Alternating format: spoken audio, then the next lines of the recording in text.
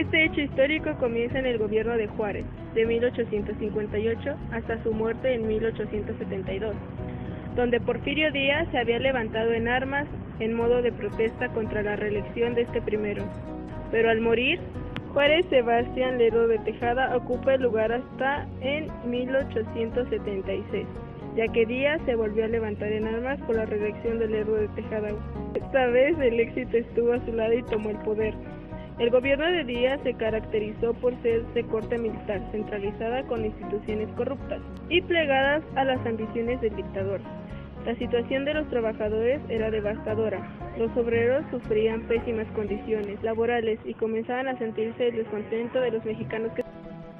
Esto llevó a que en el siglo XIX el auge económico que se generó al principio luego se decaería en cierta medida.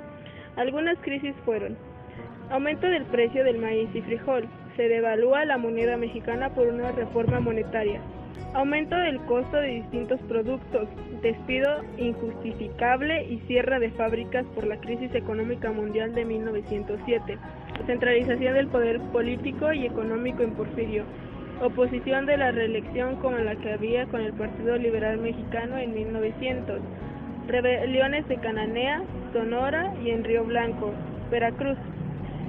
Entre más crecían los problemas sociales como la desigualdad social y de justicia, así como la falta de oportunidades para votar.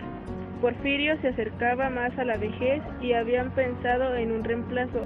En 1908, en una entrevista con James Friedman, el dictador había mencionado que el pueblo ya estaba preparado para las elecciones políticas, por lo que escribieron artículos y libros sobre este hecho, así como la creación de partidos políticos, pero de último minuto, Díaz había cambiado de opinión y se religió una vez más. Es aquí donde Francisco I. Madero hace de las suyas, esta reelección que lo hacen un buen candidato para el nuevo gobierno. A continuación mostramos algunas de estas acciones.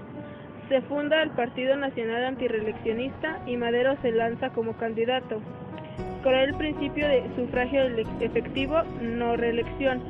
Publica los libros La sucesión presidencial en 1909 y 1910, donde se critica a la dictadura porfirista y al fraude de las elecciones de 1910. Dio a conocer el plan de San Luis Potosí para que el pueblo mexicano se levantara en armas en contra del gobierno y así dando paso a la Revolución Mexicana.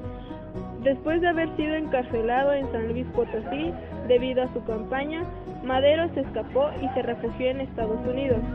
Ahí es donde proclama el Plan de San Luis, en el que desconocía las elecciones y por lo tanto el gobierno de Díaz.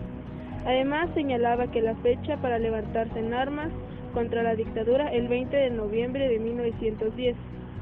Esto también fue lo que catapultó hacia la crisis del sistema porfirista, la huida de este país y el levantamiento del pueblo en armas.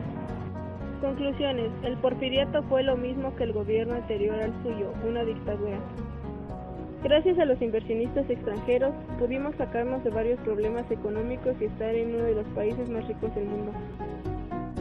También es aquí donde surgen los partidos en contra de la dictadura, lo cual propició a que en la actualidad se diera la democracia.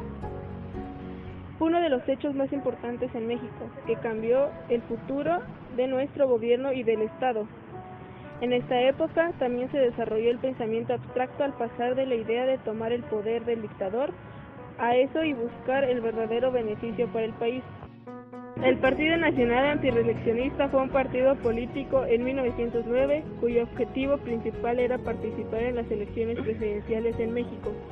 Su ideología política era el antirreeleccionismo. Con ello se fundaron varios grupos o clubes antirreeleccionistas que también tenía como ideología el liberalismo social y el liberalismo económico. En ese tiempo, la radio emitía programas de gobierno donde se pretendía restablecer la Constitución. Es aquí donde surge la idea de no reelección y principio del sufragio efectivo.